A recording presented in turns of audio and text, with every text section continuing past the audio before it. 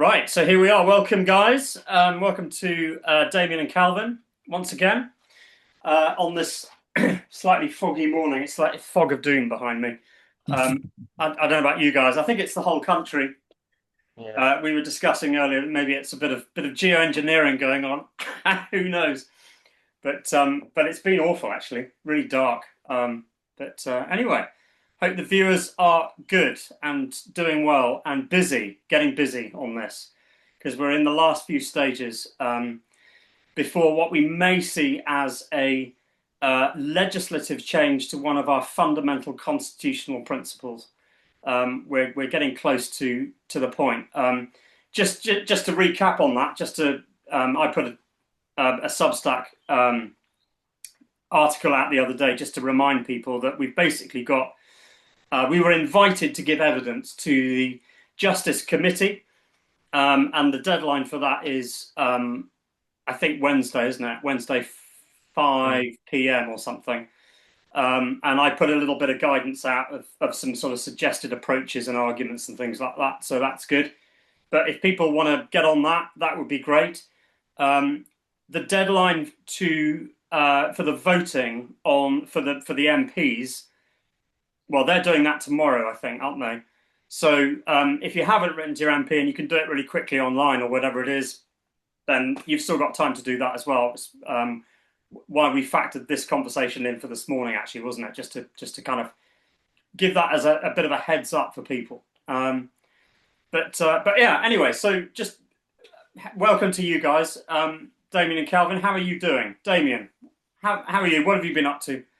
Busy chat. Yeah, I've been busy with research and stuff, but when you put that Substack out, I've been working on something, but it kind of like sped me into action to get it sorted because I'd only drafted half of it. So that's what I've been busy with over the last couple of days is this call for evidence Yeah, and nice put one. that Well, in. you're ahead of me. I put the help thing out for everybody, but I haven't actually done it yet. That Substack was fantastic. Like it more or less covered, well, it did. It covered everything, to be fair. There was some really good points. So I've included that in mine. I think Fantastic. I think one of the main ones was the Article 39 and 40. Oh So yeah, basically, getting rid of one for the other, for the yes, sake of the other, but they're both obviously principles of our Constitution. You can't just, yeah. you No, know, that's an interesting point. I mean, you're right. It's basically weaponizing one against the other. It's weaponizing 40 against 39, essentially, isn't that? Because of the no yeah. delay, and that seems to be the conversation in the mainstream mostly. Um, Mm. is pushing that whole point about no delay, and the delays that they've created, of course, has absolutely nothing to do with trial by jury. As in fact is the point that's being made very well, actually, by many MPs and many senior lawyers as well, very well. But anyway, Calvin, how are you? What have you been up to then? I haven't been particularly busy in anything really. I've done a couple of articles on Substack, still engaging in conversation Yeah, with loads. lawyers and whatnot on X. And I mean, especially after a few some of the conversations I was gauging this morning, it does seem they've definitely made a well, they what they're doing is myopic.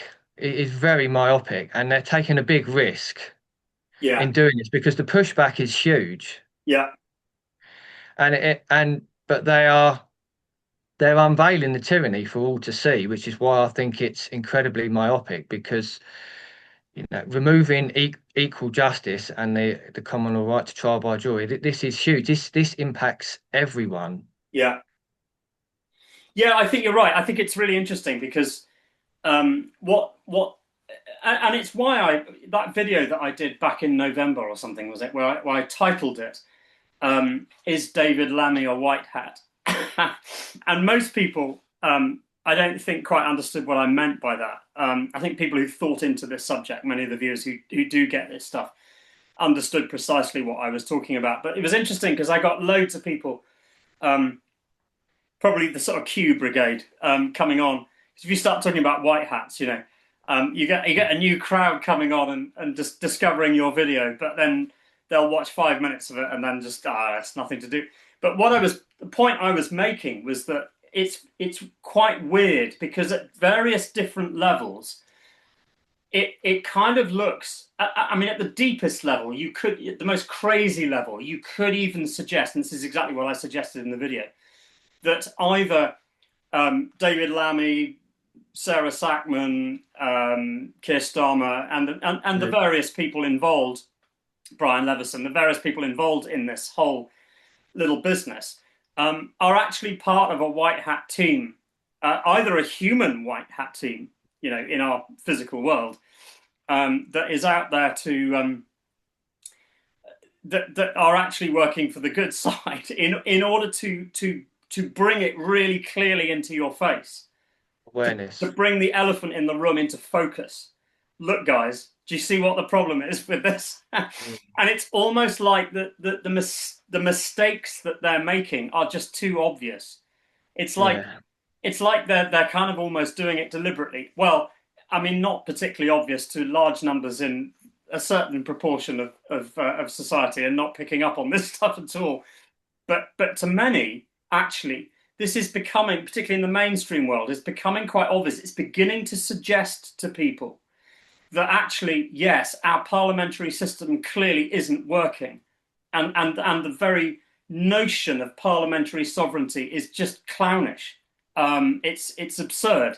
As checks and balances, your right to vote is not really a check on overreaching government. It's not working, is it? It's quite evident. And so that, I don't know about what you guys think about that, but I mean, and the other thing to say, just very briefly, is that it could be a sort of white hat effect, but it's not in the minds of the people who are involved. They're just tools of the natural order throwing us more and more lesson learning opportunities for us to see it, to bring it into focus for us at that level as well. That's how I see it. I think it's extraordinary what we're actually witnessing. It's bizarre as well. I think the attack on trial by jury might bring focus into that whole parliamentary sovereignty thing. Yeah. Yeah, I think so. Well, I just need to turn my phone off. Sorry, you'll have to wrap no worries. I mean, I've noticed this. I don't know about you, Calvin, but certainly in our exchanges on X, it's interesting as well. I don't know whether you've noticed that when you make firm suggestions with real conviction in response, say, to parliamentarians, to MPs, or even to a lesser extent senior lawyers, they keep their cards very close to their chest. They're not giving away much, but at that level at least anyway. But I've noticed that some of the MPs are starting to, it's almost like you've responded to them with firm language, with conviction about how the Constitution's supposed to work. And then their next communications out, sometimes you noticed a slight change, a little alteration in their language. Yes. It's almost like they've been given permission to speak more firmly and with more conviction on whatever it is, with more passion, and to say the slightly more crazy thing that they were maybe thinking in the back of their mind but just didn't dare to say it. Do you know what I mean? I don't know whether you've noticed that. Yes, well, because moral principle is irrefutable, and when the amount of people speaking about moral principle increases, it raises consciousness in it, and I think it helps give other people courage to state and talk about things that they may have been fearful about putting out in the open before. Yeah. But interestingly, Chris Moran, I think he's a lawyer. He put up a letter this morning resigning from the Labour Party. Oh, did he? Oh, I didn't see that. Yeah. Interesting. And I gave a response which got some good interaction back on it, and I said that it's about time we all grew up and admitted that politics was designed to usurp the constitutional rule of law, and it's well documented, as you two have done. And I got quite a good reaction from that. Good And response. yeah, so as you just said a minute ago, it appears that the fake checks and balances are unraveling, and people are seeing the theatre for what it really is, Completely. which is shrouding over principles of natural justice. And like I've had a bit of a joke with some people. I've been saying, well, this was addressed 810 years ago. Yes, I saw that. Yeah, Yeah. maybe Magna Carta was onto something. Yes. Was that one of the tweets that I just put down in my notes? I can't remember. I collected one or two of yours as well because there's some really good ones. One of yours was oh, no, it's not that one you just said. There's a very specific principled reason why the common law of the land that predates Magna Carta never specified trial by judge. It's because without the sovereign voice of the people exercising conscience in all matters of justice, and administration becomes a tyranny. So it's not quite relating to the point you made, but just brilliant. Emphasizing what Magna Carta was Yeah, and why it came about in the time of tyranny that it did. absolutely. Yeah, Same now. The fact that we celebrate it as well. yeah, I know. Why are we celebrating it then? If it doesn't mean anything, Yeah. then, Well, you're it's, right. That Damien, that's part of the gaslighting, isn't it? You're absolutely right because, in fact, that's what Brown and Neal said in that essay in 1980, that Magna Carta and the Constitution is kind of both raised and lowered at the same time. It's like brought into focus for certain. It's really clever. It's really cleverly done. But that's, I think, what you're saying is that on the one hand we're celebrating it. On the other hand, we're saying, no, it's not really relevant anymore. Yeah, hence the layers and layers of obfuscation. Yeah, yeah, it's pure deception. Just going back to this business of the bringing things into focus as to just how bad the parliamentary system is. And I would say, by the way, that anyone who's debating out there, you need some clarity on this. I think that anyone who's talking about the dangers of a monarchy, frankly, the dangers of a monarchy is nothing compared with the dangers of an obfuscating parliament. So what we have now is much cleverer and smarter in its ability to trick the public and to obfuscate the message and to confuse and to confound people. And that's what we're seeing now. Your absolute worst enemy is this belief in parliamentary sovereignty and setting up of parliament as having almost greater powers than the monarch.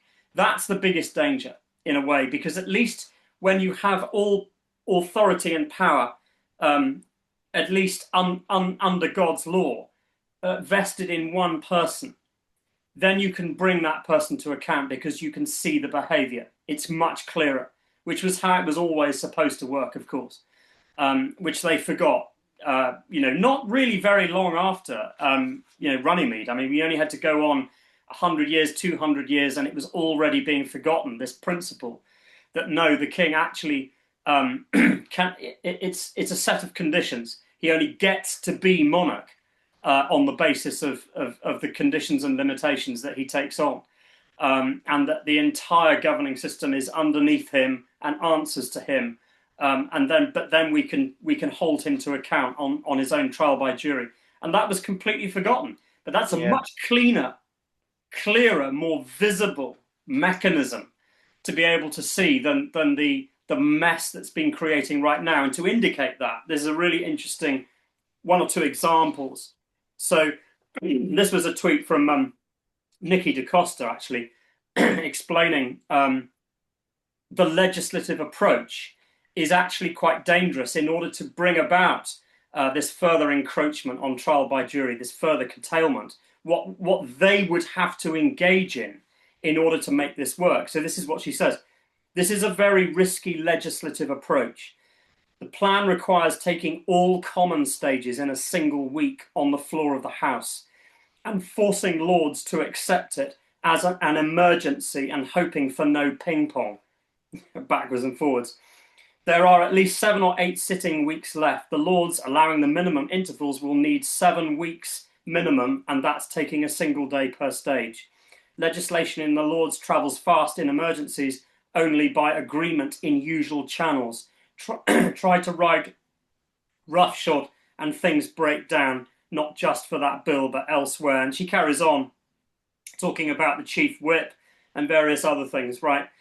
But you see, there is a demonstration of the games and the manipulation that's being played when they forget that what they're actually dealing with is the people's lives. That's what they're dealing with. They've forgotten that they're public servants, that they're messing around with the lives of the people and playing these kinds of manipulative games in order to get what they want through Parliament. And so one of our side responded, "Forgive me, but how is the public, whose ancient right and safeguard against state overreach the government is trying to remove here, supposed to understand any of this or participate?" Complexity hides truth. Yeah, it's all done through You're right. Complexity and confusion. Exactly right. And this is why you need to have a. This is why we've been saying, and we got criticised recently, didn't we?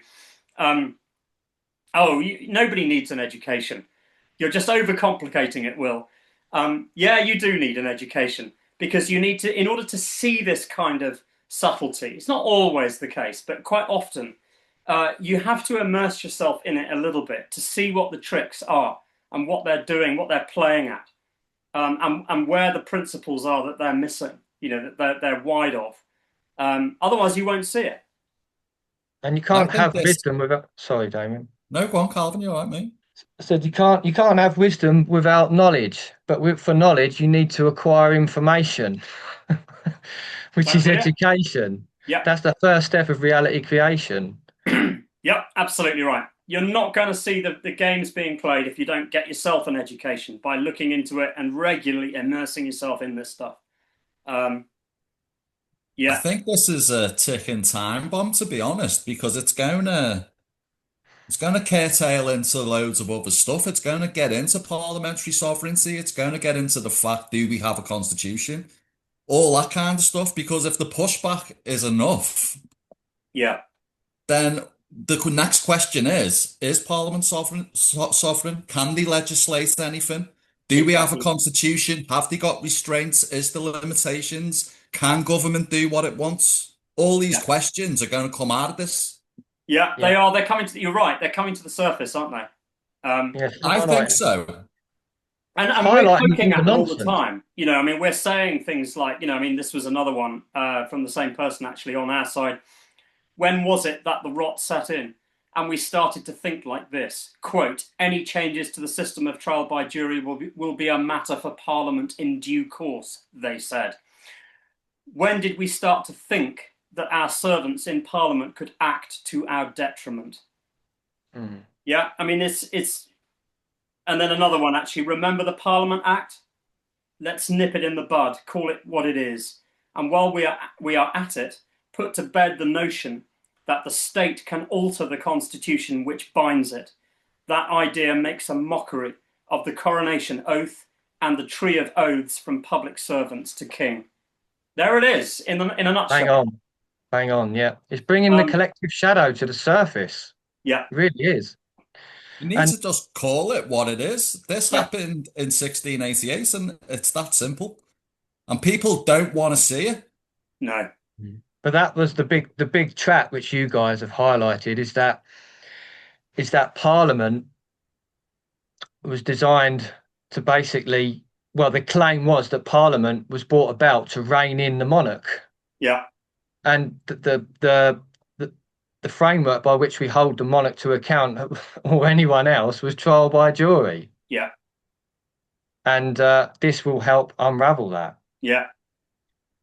Yeah, it's the only real checks that we've got are the checks that cover king and parliament, cover government as a whole. Completely. And that's trial by jury. That's I think we can all come to that conclusion. Yeah, you've got to have somebody who's ultimately responsible and can be held to account. And that's the whole point of the Constitution, is that and we need to put to bed this idea as well, which I'm going to address in a video that I'm putting together, and it's taken me ages to do it. But this whole idea that oh, the Constitution is just a piece of paper. No, it's not, because a legitimate constitution is a microcosm of natural law. It's not man-made stuff. It's man-recognized stuff. Yeah, it's man recognizing the natural laws and putting into place a constitutional framework of governance, which is just a recognition of how we must live. That's all it is. But the most important thing about the Constitution is that it basically says, right, if you're going to have some kind of administration of the people that like to step up and help the public, which you're always going to have, by the way, you're never going to not have that. If you're going to have some sort of arrangement under which they must operate so that there are limits on them, all you've got to do is place the individual ultimately in charge as a promise to act under natural law. That's it, and it's a promise, so that you've got accountability at the legal level. That's all it is. It's basically saying, no administrative governance of any sort can operate beyond the common law. Yeah, and the common law is your line in the sand, because what that is a reflection of natural law. It's an understanding at a practical level of natural law in your community. That's it. That's all it is. So if a constitution is doing that and nothing more than that, then it itself is in alignment with natural law and is legitimate. And I cannot get people to understand this. Just because we've got the word constitution in there, and of course the problem is that there are many constitutions that are not legitimate because they profess to go above and beyond that line. But if your constitution isn't doing that and is operating within the legitimate bounds of natural law, then you have something that is absolutely in alignment with natural law. And the English law system, I'm having a rant, guys, in its proper form, in the form of Magna Carta and the Articles of Common Law, was precisely that. Yeah, and yet we're not recognizing it. We're not holding it up. We're not remembering it. It's the remembering that needs to be done, and it's not being done. And that's your problem. Right there, that's your issue, because you're not paying it any attention at all. Rant over. Carry on. And writing things down that align with principles of natural justice is only done for the avoidance of doubt. Absolutely. So it's an act of common sense. Completely. Yeah, it's basically saying, look, no, your government can never write whatever it likes legislatively. Exactly. It's a common sense thing. Yeah, because we have such a thing called common right or reason. And if the government tries to legislate over that line, no, you can't do it. And by the way, not only can you not do it, you're actually committing a crime when you do it. Yeah. And people don't have that clarity. And in the mainstream, they don't have that clarity either. They don't get it at all. No, it's you get a sense that legislation is omnipotent. And that's that's elevating tyranny. Yeah. Hence the reason why LW wrote that. What was it? The mythical state of Tyran and the blue-eyed babies, which is a concept. The blue-eyed babies is a concept sort of known about within the legal world. That it's this whole idea that, you know, actually, can we get that far? Can we legislate for disgraceful things? Well, obviously, no. Your society's going to go down. And in fact, actually, it's one of the things that I said, I think, on X was, if you claim that your legislature can effectively write anything it likes, but you just have to use politics to kick back on it, you know, at the next election. I mean, basically, what you're doing is you're putting in place a series of enabling acts. You're basically putting yourself in the same context as Nazi Germany. Yeah. It's just that you're drawing your line in a slightly different place. That's all. But remember the increments, right? You just have to get there. But it's the same thing. Yeah, that's what happened in Nazi Germany. It was an enabling act in order to basically enable them to then write more legislation and encroach further on the constitutional principles that absolutely must be there. You know, yeah. I So think it's no coincidence that all these regimes remove trial by jury. So all these Absolutely right. fascist and communist regimes, that was like one of the first things they ever Yeah. they Don't did, want to go anywhere near it. Yeah, you exactly. know. Yeah. And the slow incremental chipping away of the Constitution, to me, has been purposely done over a massive of time Yes. because to control to control people, you've got to control their perception, Yeah. to control their behavior. So the idea of, you know, Parliament being able to change constitutional law through its own lawmaking mechanism is just absurd. You know, the fact, you know, when we come to the Pope annulling Magna Carta shortly Oh, after it yeah. was sealed and all that kind of stuff, this is why we forgot over time because we're accepting those falsehoods. Yeah. Yeah. We're still getting people coming on, aren't we? And saying, oh, the king, Magna Carta was illegitimate because the king was under duress. the But that people whole were under thing in duress. being under duress comes from canon law, Right. So yeah, come from Pope that's Innocent III. yeah. Yeah. You know, so yeah. But if you're committing horrific crimes, how else are you going to restrain them? Yeah. Yeah. At the level of principle. Well, absolutely. And the simple point is the fact that do you think that the king owned the nation? Do you think it was his to give away in the first place? That's the other The ridiculous whole thing, isn't point it? about kingship in English law is that it's not yours as a king, right? You're stepping into that role as a limited, and people don't seem to understand that, and they don't remember it. You know that in 1213, 2 years before Magna Carta, there was the king trying to give the nation away. You know, which itself is a crime. Trying to do that, attempting to do it, is thinking that you can do it. It's a crime, right? So they were holding him to account quite rightly. So was he under duress? Yeah, absolutely. He bloody was under duress. They were basically holding him to his oath. And Yeah, this is why we're not. I'm really fired about this because it's just unbelievable that there are still people coming out with those ridiculous arguments. This is why we're wasting time because we've got clueless people usually in the freedom movement, who've done no bloody reading on it at all and are interested in liberty, interested in freedom, but you can't even bloody get your facts straight. You can't even get your history right. You can't even do the slightest bit of reading. And yet here we are, literally about to go over a cliff now. You're about to see a serious increment of loss of liberty. At this point, we're heading right into it in about 3 days' time. Which is why I said 5 years ago, you need to get yourselves together, start reading, start getting familiar with these subjects. And we've still got time wasters, absolutely retarded arguments out there coming at us from people who are more than ignorant. I'm absolutely furious. You know, I don't mind in a way, because actually, in a sense, in the big scheme of things, look, you can't gain your freedom back unless the people are ready for it. yeah. But what you're demonstrating is that you're not ready for it because you can't take responsibility. I know I'm sounding like a teacher and some people don't like it. Oh, I'm so sorry that you don't like it. But maybe that's exactly what you need, is a bloody kick up the backside. Yeah, I might concur. get out, but I'll see.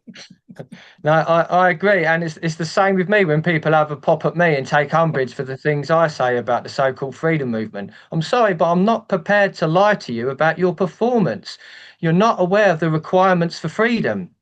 And whether you agree with it or not, the Constitution is actually a collective requirement for freedom, because that's how we collectively align our perception and behaviour to natural law. That's how we align with the natural order for Yeah, justice.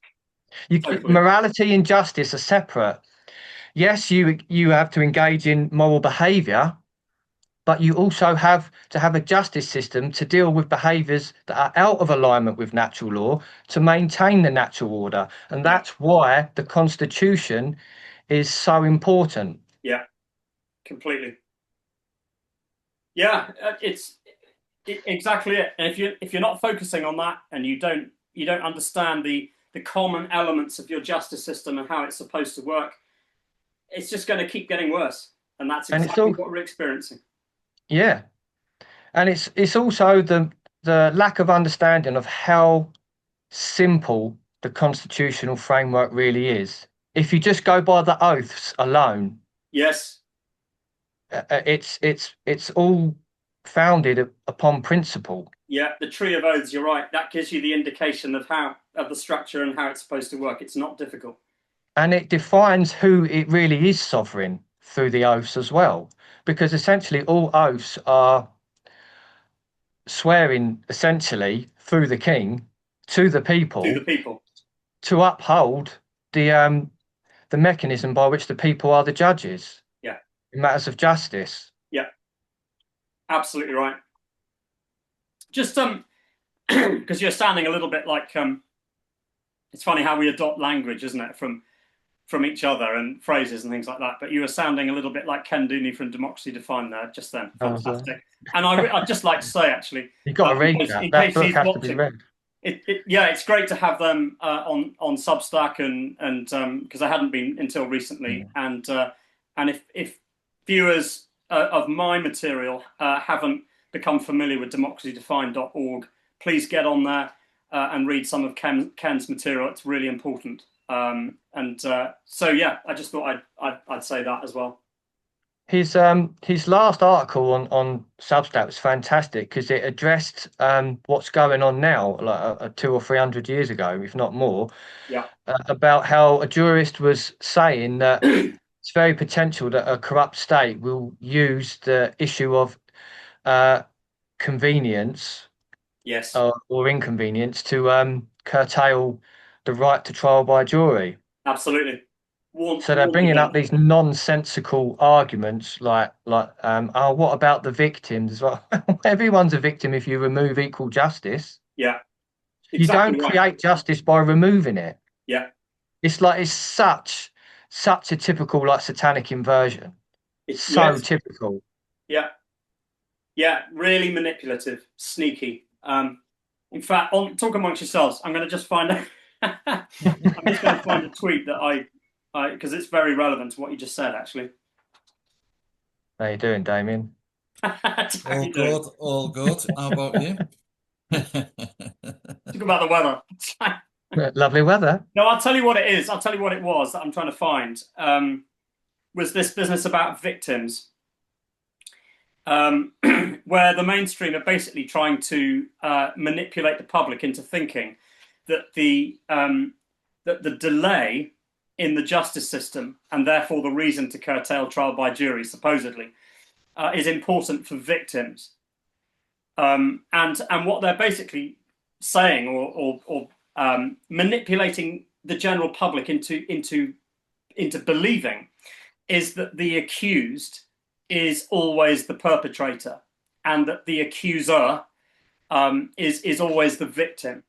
But of course, forgetting or causing the public to forget, of course, that the very point of justice is to discover whether that's been inverted, and in fact that the accuser is actually manipulating, and that the defendant in this particular case might be the victim themselves of a false accusation. That's the whole point of justice.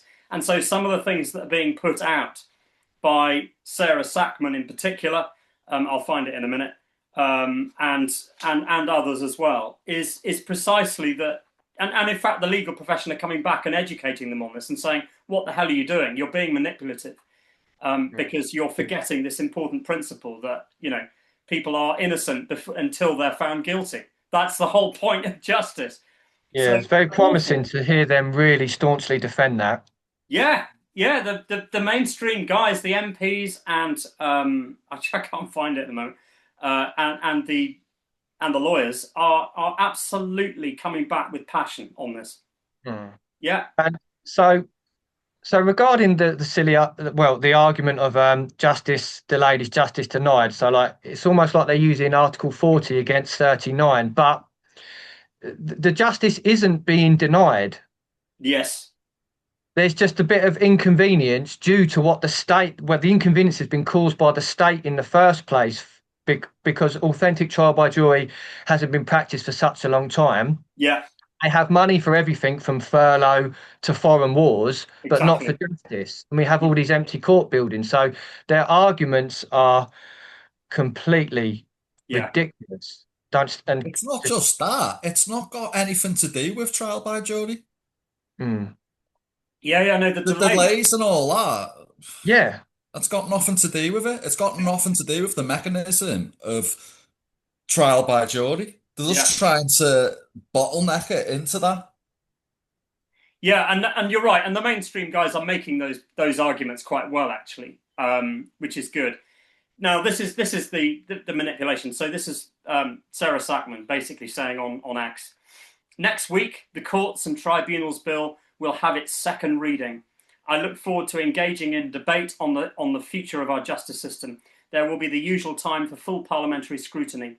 Throughout the debate, I hope that everyone has in their mind victims. Yeah. There you go. So I responded actually to that saying, what a slippery comment, leaving in the minds of the public that claimants, I used slightly the wrong word there, claimants are automatically victims and that the defendant doesn't turn out to be a victim themselves.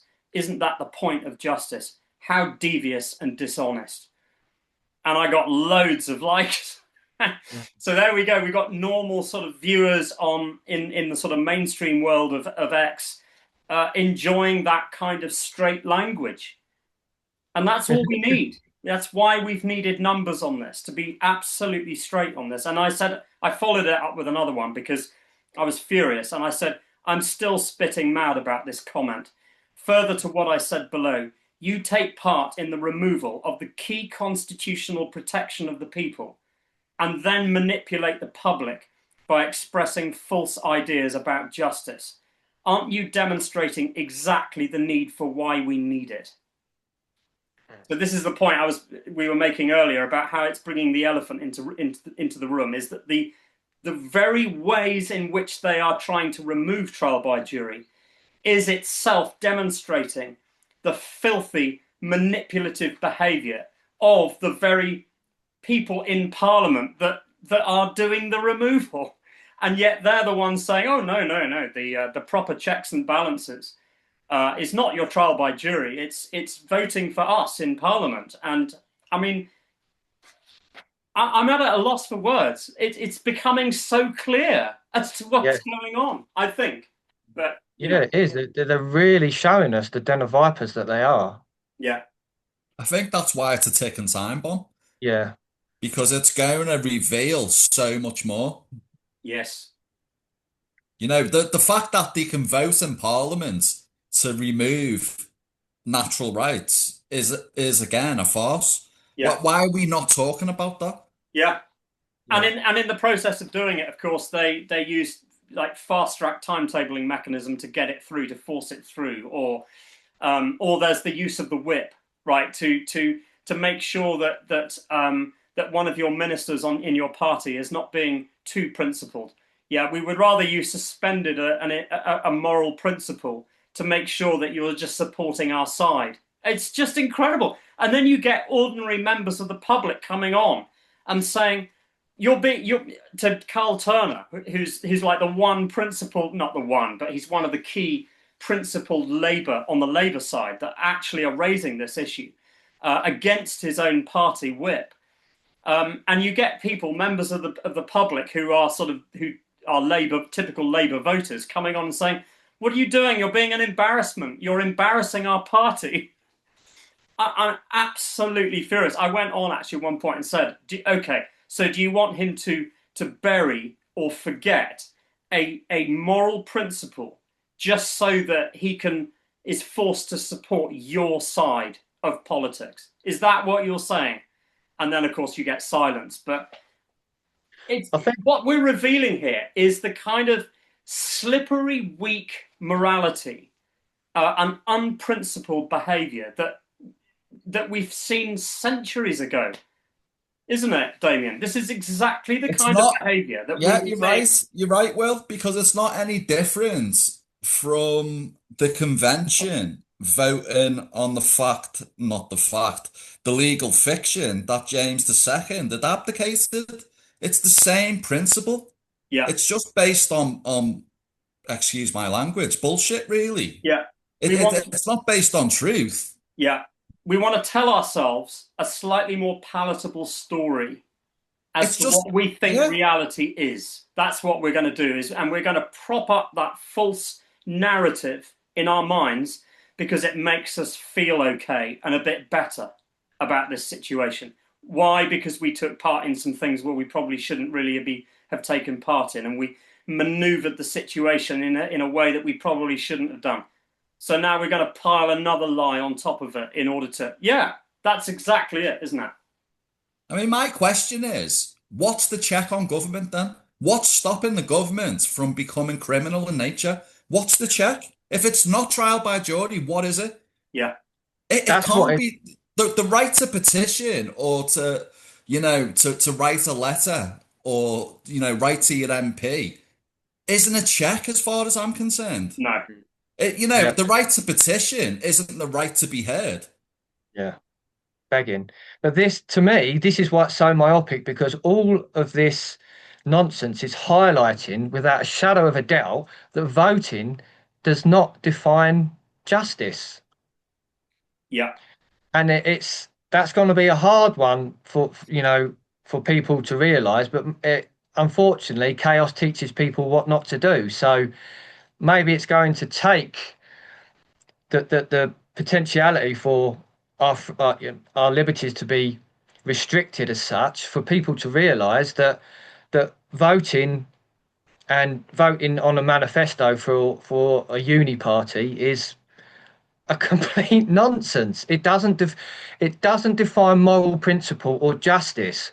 no, It obfuscates it yeah, by elevating moral relativism through the legislature instead of us collectively as a society aligning with moral principle, which was codified in our Great Charter Constitution. yeah, So, like Magna Carta was so ahead of its time in the fact that it reaffirmed what already stood, the common law of the land, again at a time of great tyranny. yeah, So, yeah, like it's like the principle of rhythm, isn't it? Time moves in wave-like formations, where these waves of situations where you can bring about a raising in consciousness, and if you don't align with that, then there are setbacks. So this totally is right. this is like this is that rhythm again, like coming about again, and we have to step up to the plate. You're right. It is an opportunity right now. What we're seeing, and it's particularly on X. That's the Yes. extraordinary thing, is that some of these exchanges and conversations that we're having on X is amazing because it's bringing things into focus for people in a way that it hasn't before. This is why we have to be fully engaged. This is Mm. why I said 5 years ago when I was on Richard Vobes, you need to get yourself ready for this that was inevitably going to come at some point when you're going to have to engage it and when there will be an opportunity, a window of time that will where it will bring these kinds of things into focus. And yeah, totally. I mean, here's a tweet from you, Calvin, educating Joanna Hardy Susskind, the barrister. um, you said it is absolute tyranny to subject the freedoms of the people to a vote when Parliament is under supranational influence. Magna Carta or the common law clearly define the boundaries of government by placing the consciences of the people between the accused and the enforcers. Yeah, and I mean, can it not be more self-evident that Parliament is under supranational influence when there's people like Lammy and Co who have been staunch supporters of trial by jury and now have done a 180, a Yeah, complete U-turn. And I mean, look at during COVID. Who was running the country during COVID? A psychological think tank called Sage, with people like Susan Mitchie, who are yeah, like commie like psychologists. yeah, And what is the real power in the world if you're an initiate of natural law? yes. Dark occultism. And what is that really? Master Yeah. psychology. And actually, and on that subject, what you've just brought up there is, of course, at that point, what you don't do on X and you don't go on and educate the mainstreamers over there saying you're all under spells from dark occult forces, right? This is not what you do, right? But what you do, as we have, is you've gone on and said, okay, why is it then that Keir Starmer wrote an academic paper back in 20 years ago, whatever it was, as a young lawyer, claiming that trial by jury was critically important and should be restored for all cases. So there's Keir Starmer. Sarah Sackman also held this view. Yeah, David Lammy also publicly in 2020 tweeted that, saying that trial by jury is critical. Right, so these are the instigators of this plan to curtail trial by jury right now, and yet nearly all of them involved all held a completely 180-degree different position. Why was that the case? Why would they do a complete U-turn like White this hats. on? Go on, Damien. White hats. Well, yeah, actually, absolutely. But exactly, but just asking that question in the Twitter space has been interesting, because some people have jumped in and loved that, and I've got quite, well, for me at least anyway, quite high numbers in those tweets, because people like that kind of stuff. Yeah. But as long as you say it, just asking the question, just gently a little bit, but not giving them too much conspiracy at one go. Yeah, you've got some problems here. So, for some reason, these guys are under duress. Something's going on. They're being controlled in some way. Probably their handlers, isn't it? You what? Sorry, Damien. Their handlers. Yeah. Well, there's even a comedy out, isn't there? The old comedy, Yes Minister. Look what went in that. That was in your face. Yeah. Like the Prime Minister's handler. It's only in your face if you understand that their use of comedy is actually giving you the real picture of what's actually happening. So you need to find it funny, but then jump to a point of saying, yeah, it is funny, it's great comedy, but this is actually what is going on. And that's serious. Yeah, but most people don't do that. I think the whole predictive programming is a thing. You know, even though people might not want to hear it, it's definitely 100% true. If you control people's perception, you control their behavior. Yeah. And tyranny doesn't announce itself, does it? It always comes disguised as authority or altruism, and in this case, an emergency. That's it. And they come across as doing the right thing, like what Will was saying before about the whole, victim thing. Yeah. It's a pull on the heartstrings, isn't it, to accept something because somebody's suffering somewhere. Yeah. And it's false. It's false. Because justice is about equal justice. That's the end of it. So because they're putting false narratives out there and they're being manipulative. And the thing is that they're senior lawyers. So they know that these false notions that they're putting out about how justice works, that's not going to be a mistake. This is not like a slightly ignorant MP. Right, these are people who were senior lawyers, still are, putting this kind of sort of manipulative narrative out, and so therefore, what are they doing as public servants that have taken oaths? They're committing crimes because what they're doing is they're manipulating the public.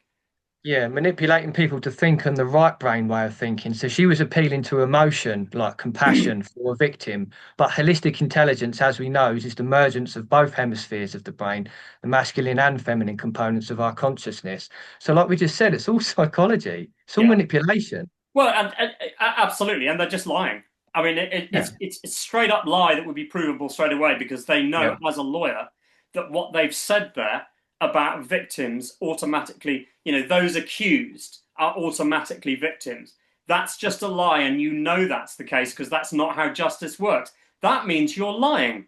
That means you're committing a crime as a public servant, right? And that's the thing, is that nobody's calling that out in that space because whilst those in the freedom movement probably would very easily be able to call that out as criminal, we're not seeing that clarity in the mainstream voices of saying, look, actually, think about it. That's criminal, what they're doing. And they won't say it. Yeah, that's what's peeved me the whole time with the lawyers and the MPs, and they won't call it out as treason or criminal. Yeah. Yeah, And, no, We and had the what is same we had the same arguments when we were entering the EU. yes. yes, Exactly the same arguments arose, but they still did what they did. We ended up, probably not knowingly voting for something that was a breach of constitutional law. Yeah. yeah, Yeah, yeah, and the inability for people to call it out clearly is all down to the lack of attention, really, and lack of reading, because you don't have the confidence to be able to do it, to exercise the language that's needed, to do it. Not everybody's necessarily going to find it easy doing that kind of stuff, and I get that, but we're also, you guys have noticed, I'm sure, is that when we do get on there and there's some activity, there's hardly anyone's liking the comments from the freedom movement space. They're not even going on and just clicking like, no, no, or, they're focused on minutia. or restack, or even if you're a little bit worried about getting involved in putting some comments in there, and you feel you lack a bit of confidence, so you just need to read a bit more into it and look at the conversation and the language that other people are using. And if you feel you need to do that, great, I get that totally. Yeah. But if you can't even like a comment, you can't even get in there in big enough numbers to contain and help the message, to help and prop up the things that are needing to be called out, the exercising of the calling out by other people who do feel confident enough to do it. If you can't even support them in that regard, then there's an indication that you're just not even prepared to lift a finger for your liberty. No, they're not. They're focused on minutia and all of the effects of slavery, all of the everything you can think of, all Yeah. the effects instead of the causal factors that brought those effects into manifestation. And they don't want to address the causal factors because that means deep introspective shadow work, Yes. admitting you was wrong, questioning what triggers you, Yeah. questioning your behavior. Yeah. It requires a lot of reading and education, as us three well know. Diving into what is objective morality, how do we create the reality that we want? Yeah. These are all causal factors, Yeah.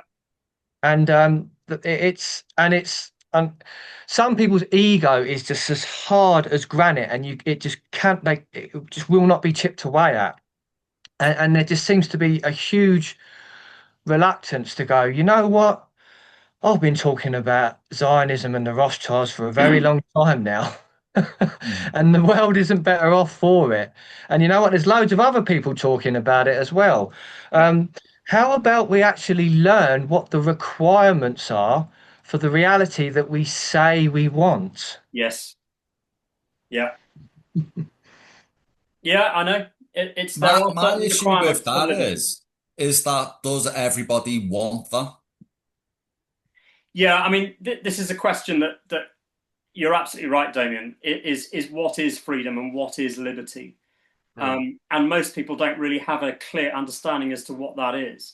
What most people, I think that freedom is, or liberty, is a reversal back to sort of 30 years ago, or back to some period of politics that felt more comfortable in my earlier life. No, because for me, that political period for me was the 1980s. It felt good. It felt exciting. It's partly to do with that's when you're young and you kind of that was my teenage years, and I was growing up at a time when the country was kind of economically doing really well anyway. But there were people in society that were having a hard time with that, horrendous time, right? So that's not freedom, right? It felt nice for me, but it wasn't freedom for everyone. So what are the conditions that are required where you have absolute freedom for people? Well, what that is where you don't have politics, because politics automatically requires you to make some kind of a piece of legislation that ultimately will prop up somebody over on this side, but it will take somebody down on this side, or the other way around. That's all it is. It's a tug of war between two things. It's a zero-sum game. That's all politics is. Yeah. So that leads you to understand that the position, or I should say the condition of freedom, true freedom, as you say, Calvin, is what Edgar Cayce talks about in The Law of One, which is freedom for all. Freedom can only be when we have freedom for everyone at the same time. That means you don't make legislative policies from the centre. You can't do that. Yeah, you leave people to their own devices, and you leave people to manage their own justice situations themselves, and they judge their own situations. That means that you can't have a central government making policy, especially based on majority opinion. So that's your condition of freedom, right? So get clear on that. And if that's the condition of freedom, it's the only way that you can have liberty and freedom. What does it mean? It means that you've got to start taking apart your society that's gone and formed itself in opposition to natural law. It means you can't have politics in the centre. And that's what Magna Carta Constitution was essentially doing. It didn't prescribe party politics. It didn't say, no, you can get your legislators making policy for everybody in the nation as a kind of standardized, approximated law for everyone. No, because you're creating injustice when you do it. So you need to get clear on that. That means that everybody needs to be on the same page about that. Yeah. But we can't get people, people, I think, are a little bit scared of that, a little bit fear-based, because obviously you've got the statist mindset who want that, you know, that comfort blanket of government to take care of it. You know, you listen to people go, oh, there should be a law for that. They don't want to take responsibility. Yeah, they want government still to have the power to create regulation. Well, that's the poisoned worldview, isn't it, of our time, that we need religion or authority to tell us how to live. Yeah. Because essentially what evil tries to do is to suppress our consciousness by restricting free will. And as Will just said, true freedom is essentially being responsible and aligning with natural law. But you need the freedom to be able to do that, because through free will, we learn from our consequences and expand our consciousness individually and collectively. And so the whole framework of party politics and legislation and collectivism and law from the centre is all about restricting free will and so therefore limiting our potential to expand and progress as a species. Yeah, it's working. It's involution against our freedom. Involution as opposed to evolution, and that's why the Constitution is so powerful, because it's individual and collective responsibility through a system of natural justice. It brings it all together. Yeah, totally right. Absolutely. So we've been very ranty today. Some people aren't going to like that. Oh well. Is there anything that anybody else wants to fill in? And I'm sure I've got loads of things that I could read out. Some great. Did you print off a load of tweets then, like the ones that really stood out? Yeah. Yeah. So did you see that? Go on. Did you see that tweet that Joanna Saskin put up about, like, I'm not being a conspiracy theorist, but consider this. Did you see that one about? I think I did. Yes, I did. The potential for like absolute tyranny going down the line with trial by judge, essentially. Yeah. And she's right, because if they write the legislation. Sorry? They're just beginning to see it, aren't they? There's just a slight acknowledgement that, you know, we could be in trouble here. So maybe we've spoken enough truth to spark those seeds of ignite the spark in people's minds. Yes. Hopefully. History should just tell you that. Yeah. You know, it's like the repetitive cycles of behavior throughout time should tell you that. Like I said before, with, you know, fascist and communist regimes, history tells you. Yeah. You know, is this one of your slides, Damien? I think Truth Bomb quotes, "Right is right, even if everyone is against it, and wrong is wrong, even if everyone is for it. From William Yes, Penn. William Penn. William Penn, yeah.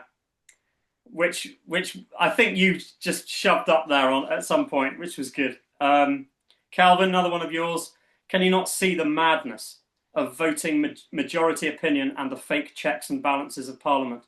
The whole system is designed to bypass morality and principle. What upheld morality and principle?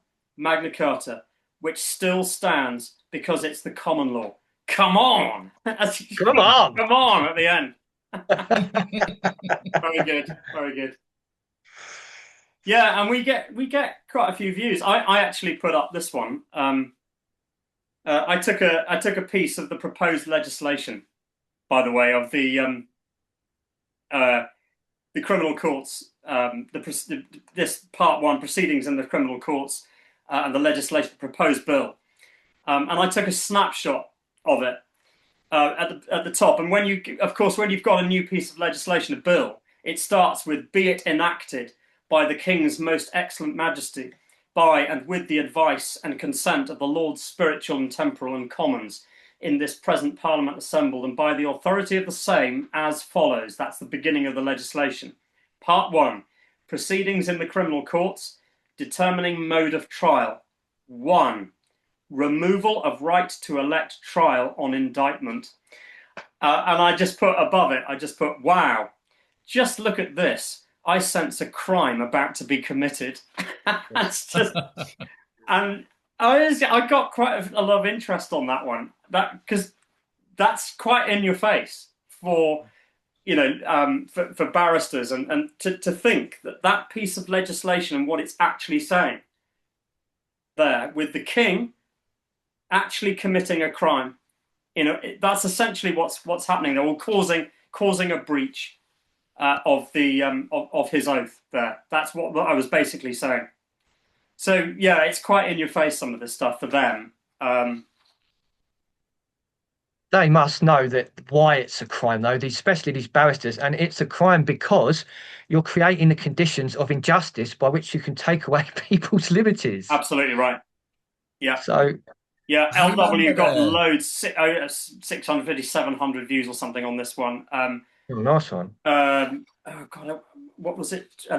Somebody was saying that David Lammy should apologise to the people, and as she said, an apology. The proposals are unlawful and being pushed using misrepresentation. We've got the Lord Chancellor and 2 KCs asking the King to break his oath to the people. Yeah. That's good. That reminds me of some other guy. I can't remember his name, but he was like into constitutional law and stuff. Forget what his name was now. But he wrote a letter to his MP saying, can the King or Queen's advisors recommend a breach of the coronation oath? Yes.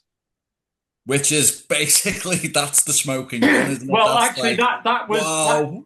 Almost exactly that. I think was it said in the Kilmuir letter as advice to Heath, the Heath government, when they were thinking of taking the nation out to the European Union. Yeah. I can't remember, something like that. But that's exactly what you just said. I think was It was surrounding the EU at that time. The whole joining the EU. Yeah. I think it was shoehorning Britain into the EU or something. I think the document was called, but that I forget what his name. I'll need to remember his name because he's actually he was quite a clever guy, to be honest. But that was brilliant for me. That was just in a nutshell, because can the Privy Council do that? The King's advisors, can they recommend a breach of the coronation oath? That would be breaching the Constitution. Yeah, that's bad. Right. Yeah, but that's in essence, that's exactly what's going on now. It is, yeah. Even now, yeah. If you're saying the King plays a role, yeah, and his prerogative to refuse royal assent and all that is real, then what his advisors are doing are basically telling him to pass legislation, advising him to pass legislation that is breaching his own coronation oath. Yeah. Yeah, well, you're right, exactly. And we need to get this thing clear at the moment. Well, actually, does the King have the right to refuse royal assent, or doesn't he? right? We all pretend that he does, and he takes an oath to govern the nation. But supposedly, what you're saying through convention, he doesn't actually have that power. So why is he taking the oath then? Yeah, you wouldn't take an oath if you're promising to do a duty which you then don't have the powers to use. Yeah, I mean, it's just mad. And of Who has course, the if you power start to asking remove those it? kind of questions to the other side, they get very shifty and very No, awkward. if that prerogative doesn't exist anymore, then who took it upon themselves to grant themselves that authority to remove? Exactly. Well, that's why they never quite go there to say, well, he doesn't have that prerogative, nor do they say he does have it either. They have to sit on the fence and obfuscate because they realise that they're using, in the use of that confusion and gaslighting, that's how they're able to do it. Because what they're doing is they're relying on the confusion and the easy manipulation of the people, which is why we've said if the people can get clear and not be easily manipulated anymore, it's game over. Exactly. And I was about to say that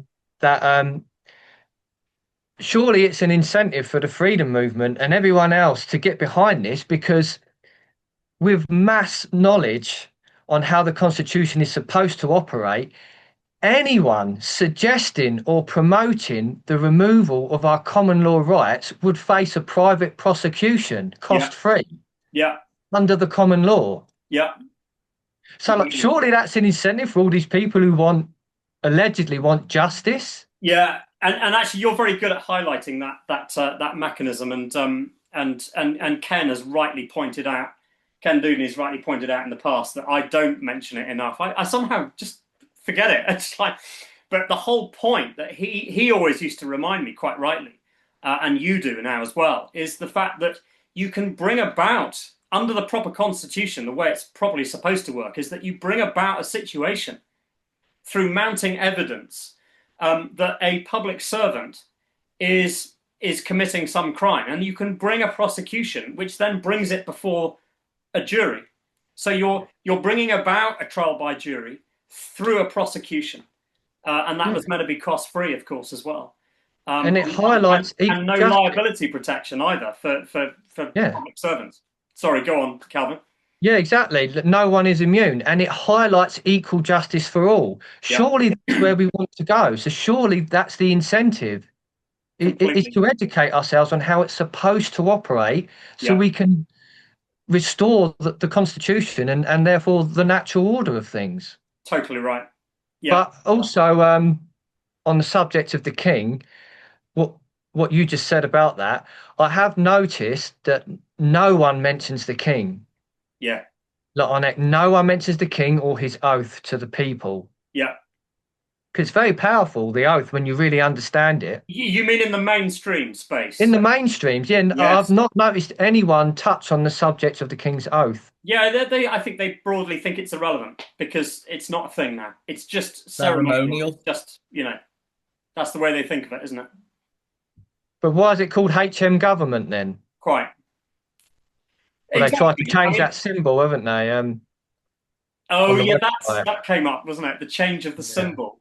And why do MPs swear allegiance to the king then? Is it all just show?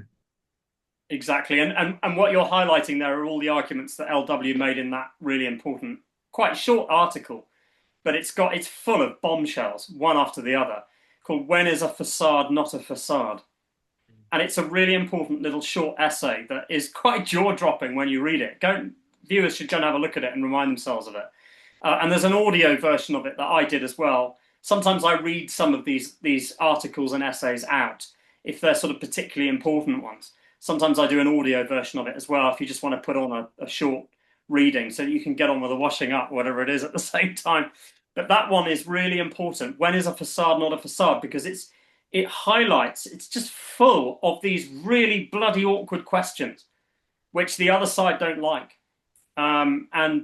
Yeah, you should have a reminder of that. Read it. Because when you understand the simplicity of the structure of the organisation, it becomes self-evident that it's a self-correcting mechanism of justice. Someone promises to do something. Yes. We act in alignment with natural law. Someone promises to do something. in a role of responsibility, if they act out of oath or breach the constitution, then what's there to hold him to account? The jury, trial by jury. Yeah. So then it iterates the codependency and co-responsibility of everyone's behavior in society. Yeah. It becomes self-correcting, and then that highlights morality and natural law. Completely. So it's all there. Exactly right. It just highlights the system, doesn't it? This bill should be getting refused at the second reading. It shouldn't pass the Lords. And if it does, for whatever reason, pass the Lords, then it shouldn't pass the King, because it's a breach of the people's rights. Yeah. That's the end of it. He should be refusing royal assent, and that is a thing. It is, and not... actually, and the problem, though, Damien, of course, is that they will think that they're doing that by throwing up questions and derailing the process, but they think that they don't think that there's a problem with tabling it in the first place. Yeah, so they shouldn't have even proposed it. It shouldn't have even come on the table. If there'd been enough people calling that out right at the start, when Shabana Mahmood actually tabled these, or even went to Brian Levison in the first place.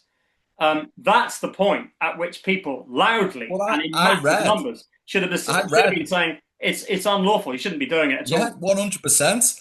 I read on the parliamentary website, because I was at the mindset that it shouldn't even get to a first reading. Yeah. But it does, because it says on the parliamentary website that it's a formality at that point. Yeah, no, exactly. Because no discussion or debate has taken place. But I'm like, even at the first reading, what do you mean a formality? Yeah. If it's a breach of constitutional law, then it shouldn't even get to the first reading. It shouldn't even be proposed. Yeah. And further to that, of course, what it then takes you to realise, if you're a mainstream educated mind, it takes you to an uncomfortable position of realising that it's not about a degree of something either. You've broken the principle already, right? Which is that you shouldn't have done it in 1855. You shouldn't have done it in 1977, 1988, 2000 and something as well. I mean, there have been various points when we've recategorized offences into summary only. And it doesn't matter. It's not just now that it's unlawful and criminal in what you're doing. It was criminal and unlawful back then as well in all of those particular situations. Now that's tricky, because where does that leave you? I know. Yeah. But ultimately, however difficult that might be for you to come to that realization, that is the truth. It was unconstitutional then, just as it is now. So you don't get onto the slippery slope at any point. Yeah, and you certainly don't use the arguments that, well, we've done it a bit already, so actually this is just a little bit more. So it's not. No, you can't use that argument. Yeah, justifying a crime through previous crimes. Yeah, that's exactly it. Yeah, won't fly. Yeah. So this is the kind of fascinating stuff that's going on, and these are the kind of levels of observing and the conversations and the engagement that really we need to have, because it's having the effect. I don't know about you guys, but I think I'm seeing even just the few of us that are on this, which is not many, I notice some change. I notice some language change and some shift in people. It's like they're being given the permission to say things a bit more strongly, to push back a little bit more. And I think, and this is why, and I'm sorry to keep banging on about it. I know that we're all having a massive go at lots of people for inaction, but I'm afraid that this is the effect that it causes, is that by not doing and engaging with this, not joining us, and even just liking posts and resharing it and restacking Substack articles or whatever it is, just not having huge, large numbers on that is absolutely playing into the incremental shift into your condition of slavery further. Yeah, that's the way it is. So get active. Consequences, isn't it? Simple. What's depressing is that there could be thousands of potential comrades on this spiritual battlefield with us. Totally right. And like I said on one of my recent articles, these aren't my requirements or Will's or Damien's No. requirements. These are inherent requirements under natural law. Yeah. And so we are required to align with that. Yeah. To create the reality that we all say we want. And that's not something that I've made up, or this is cause and effect. Yes.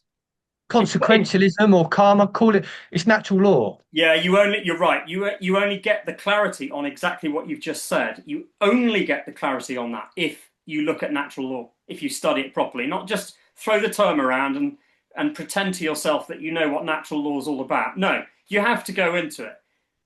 You have to understand it. You have to watch Mark Passio's stuff. You have to watch a recent video that I did called Natural Law Towards a Greater Understanding of Your Constitution and Faith.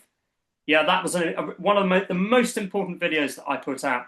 And I did it precisely in order to give people that deeper grounding and understanding that these are inevitabilities, right? That it has to work like this. It can't work any other way. It's self-evident.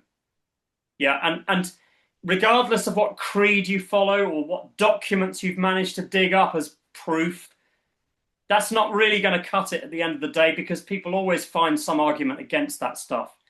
Yeah, the most powerful arguments really are the ones where it's kind of self-evident, it's objective, it's through logic and reason you can come to understand why it has to be like that. Yeah, and if you haven't gone through those, and you can't even watch a video of an hour and 10 minutes which explains that kind of thing, then frankly, your liberty isn't worth much, is it? So it's been really ranty today, and I do apologise. But actually, no, I don't apologise. I'm not apologising. You just observe it. It's just observable phenomena. Yeah. But that's what it is. And they can shoot the messenger all they want, but human beings suffer in two ways: by believing what isn't true and not believing what is true. Yeah. And people should look past the person and see the message, see the information. That's what it is, really. Yeah. And too many times people tend to attack the person. Well, you know, that's just ignorance, isn't it, really? Yeah, totally right.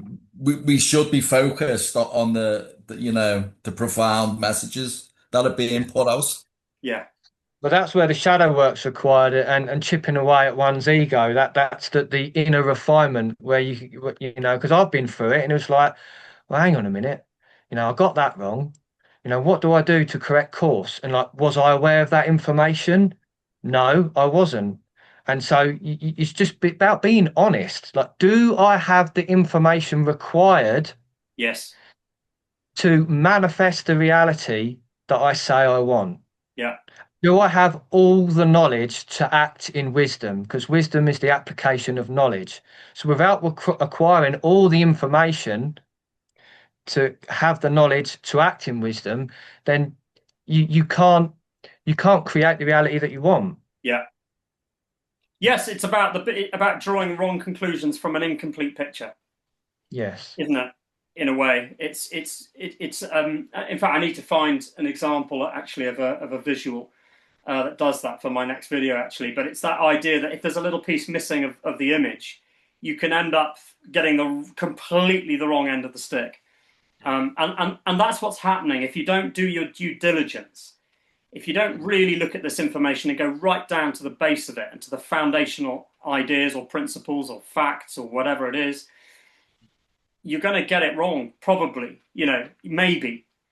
And quite often it happens. And you're right, I'm the same. I mean, I suppose I woke up around 2006 to what was largely going on in the world. And and I got kind of stuck in the early years in the world of conspiracy, and was talking to everybody around me about it, just like we all do when we first discover that, and those things are important that you discover. Yeah, but if you're only focusing on those conspiratorial things, you get stuck. You can't move forward. Yeah, into something that's really going to have effect, have a positive effect. And it is about the kinds of actions that are actually going to make a difference. And people say, well, you're not doing anything, Will. Oh, right, okay. Well, the first thing that I'm doing is spending hours and hours trying to educate people, break things down like natural law. And that's what you guys are doing as well, helping me do that on the on the natural law stuff particularly. But Damien and I have been doing it on the history stuff, and and Calvin, you're putting your own Substack stuff out as well, which is fantastic, hitting the nail on the head. This is what we do, and it actually takes quite a lot of time. But there are remarkably few likes and reshares and restacks because people don't like the fact that there isn't a clear, clean strategy that can be taken. No, there isn't. No. Yeah, because what we're doing now is suffering from billions of layers of habits and procedures that have been laid down one after the other in our society. We've created conditions as a result of false beliefs. And you've got to unpick those. And I don't know about you guys, but I would feel actually, if you just had serious numbers on it, I don't think it would actually take that long. No, it wouldn't. That's the positive message about all of this. Yeah, exactly. And exactly. But a paradigm shift requires numbers, as you say. And it's all about taking our consciousness off of the checkered floor and up the ladder to higher consciousness. But the key to this acting and wisdom and getting ourselves up off of the checkered floor, as we've said many times, is care. Do you care enough about being enslaved? Do you care enough to acquire the knowledge to act in wisdom? Yes. I think a lot of people will probably say yes, but while people are focused on symptoms and not causal factors, we're still going to suffer this. Totally, yeah. Yeah, it that's doesn't not mean having to all say the that right you information. can't focus on those subjects that you focus on. I mean, let's say that you're really into, cloud seeding, geoengineering. Maybe that's your subject, and that's great. I went into that massively, but you can't stay there. You've got to do that a bit too, but you have to focus on the causal factors, which is, well, actually, any piece of legislation that the government creates, we need a mechanism by which we can check on that every single time someone's potentially going to be punished for breaching it. What I mean by that is the fact what you've just said. It's when people are looking for the next symptom, the next conspiracy, because you just stay there. Totally right. Yeah. Or focusing on the current event or the next Trump announcement. Oh, they're doing this now. Oh, they're doing that now. That's remaining in a constant low vibratory state of distraction. Yeah, completely. And so like your consciousness, you just become inactive. Yeah, yourself, you become inactive. Yeah, ineffectual, essentially. It's a level of base consciousness. So you're not fulfilling the required steps to ascend, as it were, like to ascend higher in your own understanding. Yeah, and to clarify that, because words, I mean, you're completely right. I mean, words like ascend and consciousness tend to be associated with the kind of activity where we go to some event in the summer and just chill out and listen to some nice music and get a little bit huggy kind of thing, But actually, what it means, consciousness, is, are you conscious of your own thinking patterns? Are you aware? So replace the word consciousness with awareness, right? And, are you reaching truth objectively? Yeah, or is there something in your mind that is causing some kind of prejudicial belief? Yeah, or some kind of denial. You've gone into some kind of denial, or this video that I'm about to put out is going to go into the human psyche a bit, and how we do that, and why there are problems with, say, the conscience. Not inherently, the conscience is fantastic, but we talked about this the other day, Calvin, didn't we? That what happens is that we end up placing layers and layers on top of conscience, which produces bias and all kinds of internal lies and things like that, which can cause problems. And that's why you need 12 people on a jury. Yeah. Why you need different perspectives, because 11 people hold the other one to account, precisely for that reason, because there's an understanding that humans are not finding it easy, that that's part of the inbuilt impediments, if you like, to us. And why? And you'd probably be thinking, well, why the hell have humans been built in with impediments? Well, the reason for that is that probably it's to do with catalyzation. It's to do with evolution. It's to do with the idea that if you can learn and get over the internal psychological and emotional issues and burn those off so that we get to the raw, that is what propels us forward into a greater awareness, clearer thinking. Yeah, that's what a raising of consciousness is. It's not getting all floaty and kind of like, well, it might be a bit of that too, maybe. Yeah, and getting all kind of a bit hippie about stuff, because we need we need a positive sense of where we want to go too, and that's fine. But it's also hard grind. It's also about burning off those internal impediments so that we can get clearer in our thinking. We get more honest with ourselves. We start to become more authentic. We check the facades and things like that. These are some of the things that I got into in my course. Yeah, and it's not pleasant. People don't want to go there. That's what tough. You said, Calvin, wasn't it? Yeah, it's tough. Becoming spiritually sovereign and aligning the trinity of thoughts, emotions, and actions to act in wisdom is hard. You've got to straighten yourself out, and you've got to, and like Damien brought up the importance of human perception earlier. It's so important because it starts from that place, like the Hermetic principle of mentalism. It starts from the mind, and holistic thinking or holistic intelligence is the merging of both hemispheres, like the combining your heart intelligence with your intellect. Yeah. And this is all deep inner work, and you have to really assess yourself and be honest. And it's tough, and a lot of people don't want to look at their darkness, but that's how you transmute the darkness into light, by bringing it to the surface. Sure. And all these things that are happening are making us question ourselves and our reality in society. And we are being forced to become aware. Yeah. Yes. So it's an evolutionary progress, but we have to tap into it and flow with it. That's the ride, that the wave that the universe is asking us to ride. And it keeps throwing them back at us because we're not learning them. The consequences. Yeah, we keep getting these lessons thrown back at us in varying cycles, sort of short-term cycles, and then longer-term cycles, and then the massive cycles. And we get them thrown back because we haven't moved on from them. Yeah, we can't call things out when we need to. We haven't got that bit straightened out yet in the collective. Yeah. Whereas actually, some it's not always. Some of the things that we have moved on. In some respects, definitely, but it's an evolutionary thing. And I just want to say that, before anybody says that, oh, you three are pontificating, no, definitely not. The only thing that, certainly from my perspective, that I've got right is that I've got a hell of a lot still to do. But the key thing is acknowledgement. Yeah. It's actually, that's the first step, is at least to acknowledge that there are some bigger things that we need to look at here. There are some causal factors that we need to look at, and those things are going to be affected deeply with our a relationship to truth, the way we think, our psychology, our emotion, the actions that we take. At least if you can acknowledge that these are the big topics that we need to take seriously, there you go. Right, you've moved on a hell of a lot just by doing that. Yeah, but I don't think people are even taking that first step.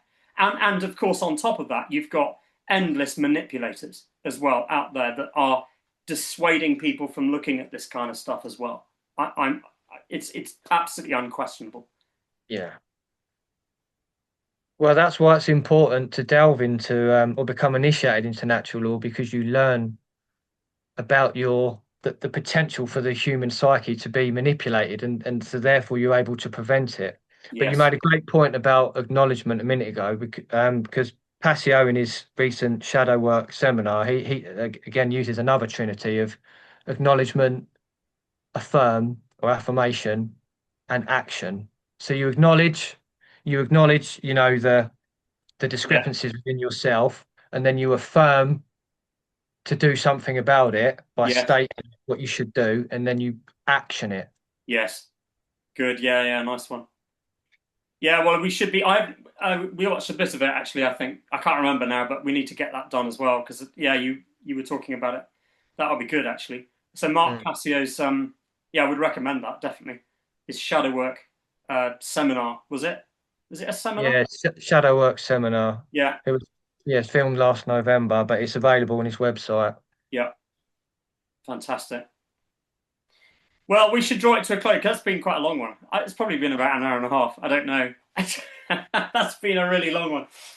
Anyway, fantastic, guys. Thank you. Thank you to the viewers. Apologies that you were having to hear rants and things, but to be honest, it's like, the viewers that are on this and that are keen and want to watch this kind of stuff probably aren't the ones that we need to be ranting at anyway, because they get it, right? But it might give you fuel and ideas for the way that you might need to points you need to make to others around you. It might help in that regard or get you fired up or whatever. But thanks to the viewers and thank you to you guys as well.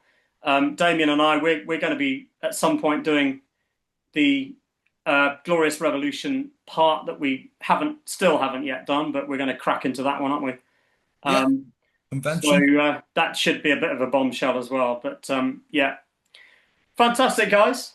Thank you, and we'll convene again in a week or two's time, perhaps for another one. But we'll see what happens. Good stuff. Thanks again. Bye for now.